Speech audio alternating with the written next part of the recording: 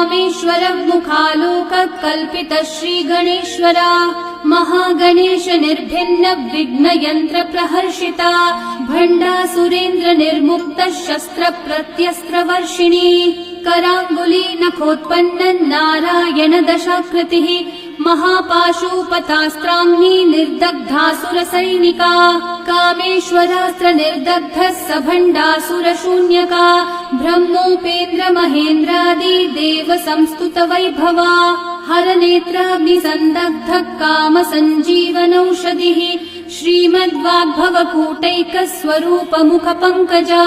कंठाधक्कटि पर्यंत मध्य कूट स्वरूपिणी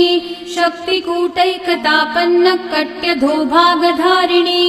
मूल मंत्रात्मिका मूल कूटत्रय कलेवरा कुलामृतैक रसिका कुल संकेत पालिनी।